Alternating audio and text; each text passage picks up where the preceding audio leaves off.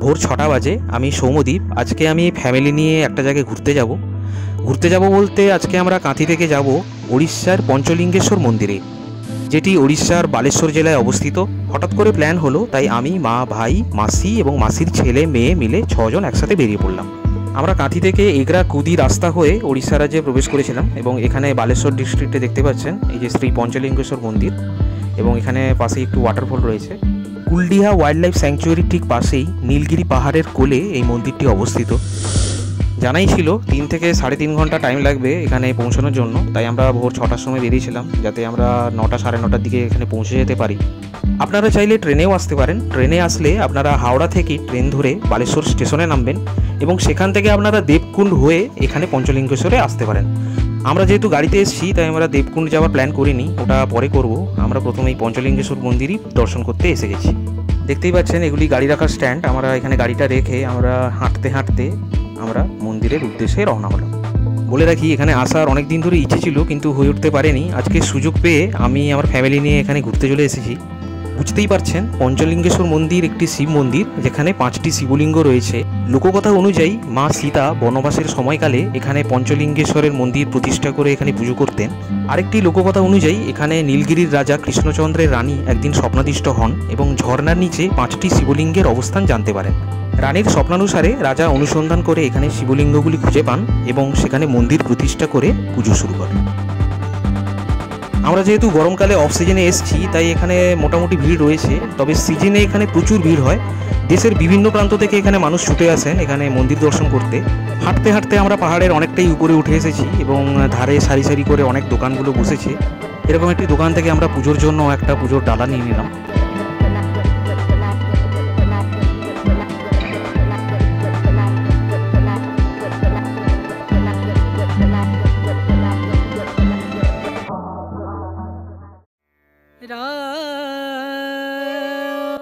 এই হলো মন্দিরের প্রবেশপথ। এখানে প্রত্যেকের জন্য আমি টিকিট কেটে নিলাম। মূল মন্দিরটি রয়েছে পাহাড়ের একটি টিলায়। সেখানে পৌঁছানোর জন্য আপনাকে এখানে 263টি সিঁড়ি ভেঙে উপরে উঠতে হবে। এই 263টি সিঁড়ি ভেঙেই উঠেই আপনি পঞ্চলিঙ্গেশ্বর মন্দিরের 5টি শিবলিঙ্গ দর্শন করতে পারবেন। সেই উদ্দেশ্যে আমরাও রওনা হলাম।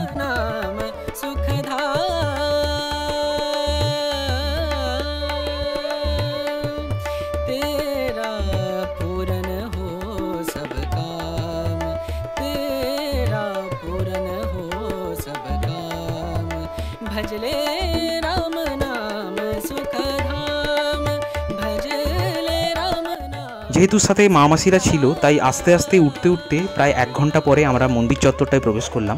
দেখতেই পাচ্ছেন পুরো মন্দিরটার ভিউ। আমরা আরেকটু সিঁড়ি বেয়ে একটু নিচে নেমে গেলাম বাবা ভোলেনাথকে দর্শন করবার জন্য। আমরা এখানে পুজো দিলাম এবং শিবলিঙ্গগুলি দর্শন করবার জন্য লাইনেও দাঁড়ালাম। নির্দেশ অনুযায়ী পাহাড়ের একটি বিশেষ কোণে যেখানে ঝর্ণার জল বয়ে গেছে ওখানে একটি খাঁজে হাত এবং পা রেখে ঝর্ণার উপরে একেবারে উপুড় হয়ে শুয়ে একটি নির্দিষ্ট দিকে তাকালে আপনি 5টি শিবলিঙ্গ দেখতে পাবেন এবং সেটি স্পর্শও করতে পারবেন। সিঁড়ি বেয়ে আরেকটু উপরে উঠে এলে এখানে আরেকটি মন্দির রয়েছে। এখানে অনেকটাই পথ, অনেক টুরিস্ট যায়, তবে আমরা ডিসাইড করলাম যাব না। মন্দির সংলগ্ন একটি দোকানে এখানে প্রসাদ পাওয়া যাচ্ছে। আমরা বাড়ির জন্য 1 প্যাকেট নিয়ে নিলাম।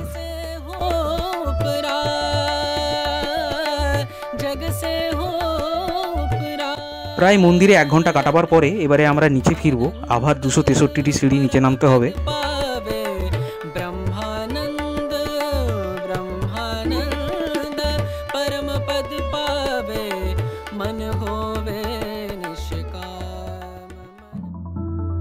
মন্দির চত্বর থেকে বাইরে বেরিয়ে এসে যে দোকানগুলো পাশাপাশি বসছিল এখানে দাঁড়িয়ে আমরা কিছুক্ষণ কেনাকাটা করছিলাম।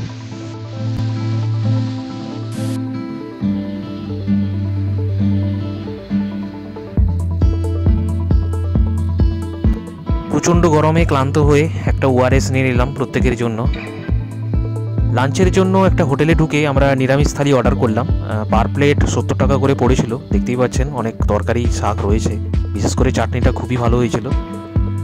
এই ছিল আমাদের ঘোরাফেরা। ভিডিওটি কেমন লাগলো আপনারা লাইক, কমেন্টস এবং শেয়ার করতে পারেন। পঞ্চলিঙ্গেশ্বর মন্দির থেকে বেরিয়ে আমরা আরেকটি মন্দিরে গিয়েছিলাম, ওটার আমি শর্টস নিয়ে আসবো। আগামী এরকম নিত্য নতুন ব্লগ এবং শর্টসের জন্য আমাদের চ্যানেলটিকে সাবস্ক্রাইব করে দেবেন। আজকের মতো টাটা, বাই বাই।